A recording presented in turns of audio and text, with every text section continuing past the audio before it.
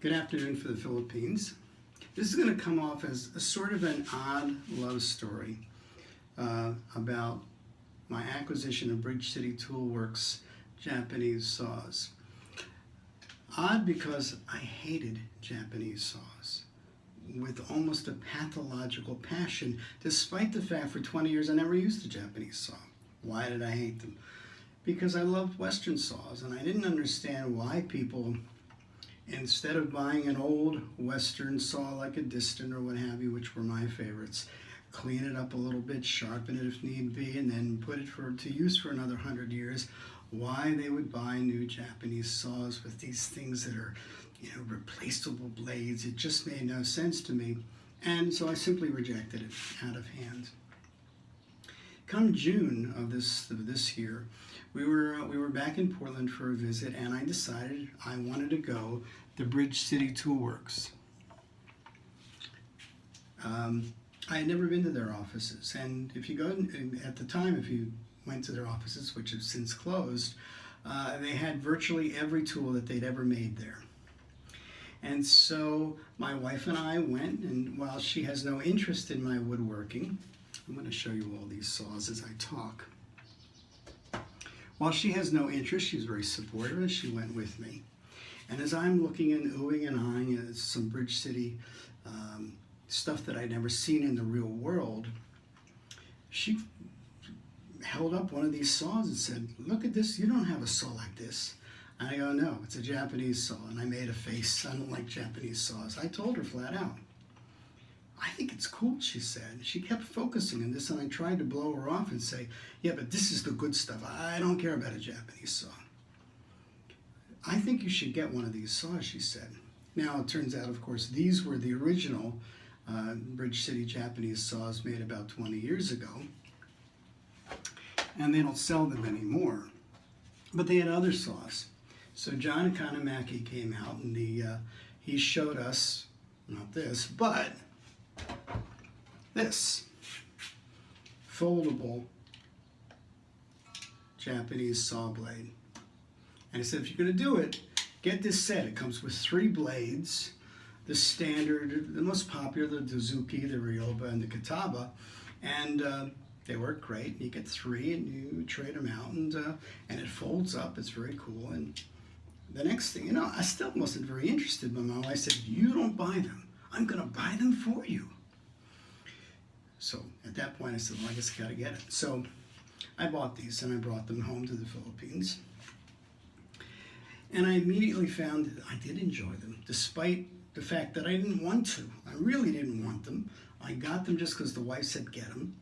And I found that I liked them. And one of the things I liked is, in the kind of small shops that I've always had for guitar making, I usually don't have enough space to wield a 26 or a 28-inch saw, which I have. And often I'm using small pieces of wood, and it was like overkill to take a 28-inch rip saw to rip a 5-inch board. But these, I found quite quickly, I was very fond of them.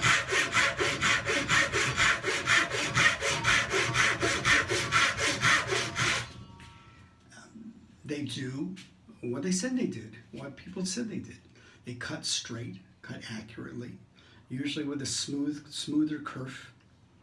And of course, I could wield them in my small shop with my small wood very easily. So I started using them more and more. The only thing about it, so this is the current lineup.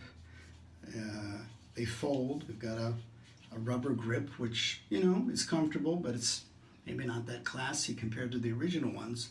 So I did like them. I did use them. And I suppose from an aesthetic standpoint, I didn't love them, but I liked the use. Well, it so happened I came across somebody who was selling 5, count them 5, of the original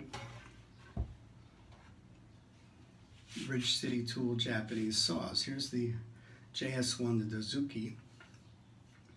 They had this sort of maroon wrap with brass. The The deal included not only the saws, but a set of replacement blades for 4 of the 5 saws. So, what's the difference between the current lineup and the old stuff? Really not a lot. The Dozuki is probably the one that's the most different. The original Dozuki is, I think, 32 TPI. It's a very, very fine, thin piece of steel. So it makes a very fine cut.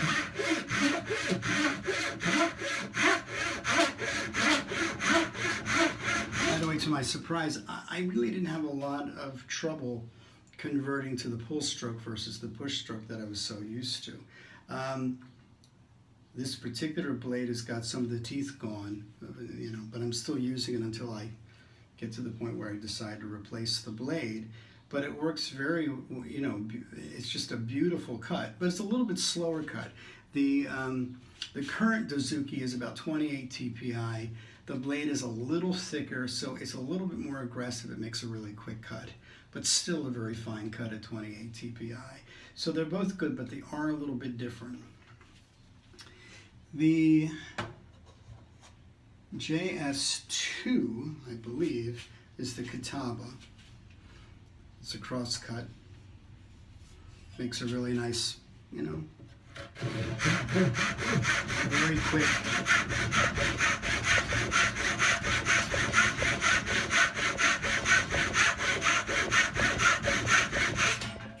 So I enjoyed a lot. By the way, John Economaki talks about the blades.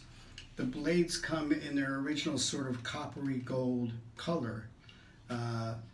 Because I guess he requested the vendor 20 whatever years ago, whenever they started, to not polish off the heat treating discoloration. So it kind of looks cool, sort of a coppery goldy kind of a color.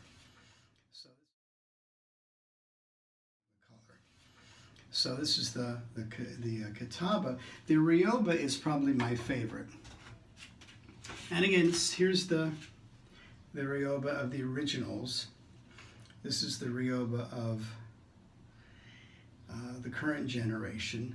The TPIs on them are very similar, if not exactly the same. This blade is a little wider. That's about the only difference. This has become my favorite because it's so easy, particularly the rip cut.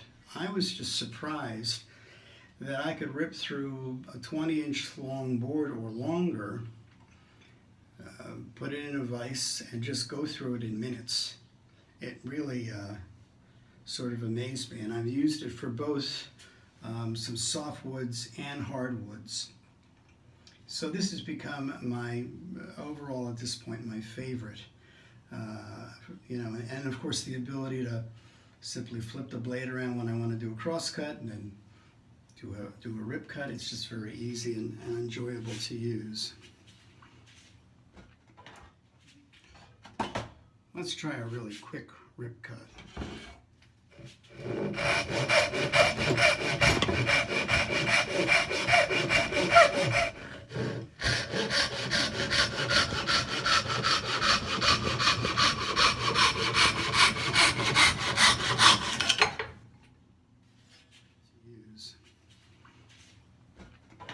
The JS4 is a flush cut saw. I haven't really used this yet other than a quick experiment or two, but it's I can't imagine some functions where I will use this. Very, very thin blade, of course, very flexible for the function. Probably the definitely the most expensive originally of their original line was the JS7. This has both a rip and a cross-cut set of teeth, although very fine. And it has a depth stop that you can adjust with an Allen wrench that's actually built into the saw.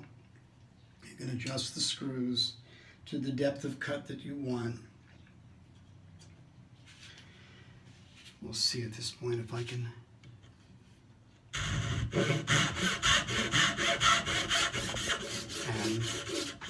I'm at the depth.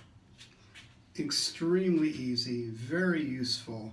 In addition, the depth stop gives the saw some extra backing, some extra stiffness. So the blade is pretty thin because this adds stiffness. And I think there's got to be almost 2 inches in the slot, so you can do a pretty a pretty wide cut if you want to set it up that way. I just set it up for like 1/4 of an inch.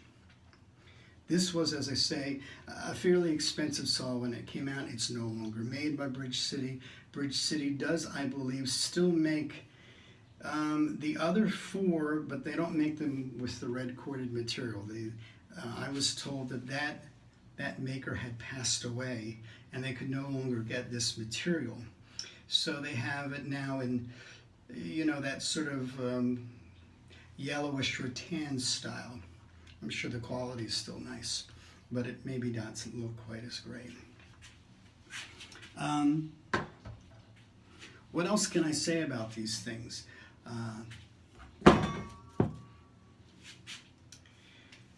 What I can't tell you is how they compare to other Japanese saws on the market, of which there are a pretty large number. My guess would be Bridge City, being Bridge City, they would have gotten the best that they could get.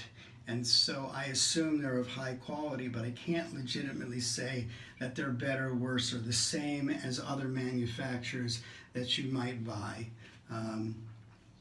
The good news is, in the transition when Bridge City sold out, when John Economaki sold out recently, the replacement blades were no longer on the website, but they've come in now. So they're back in as of December, and so I probably will order another set of the first 4, just so that I have more.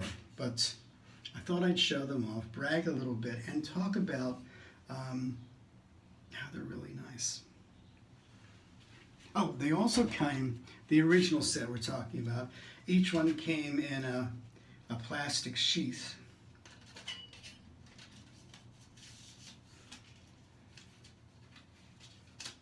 Even with a hang hole that you could hang it if you wanted to.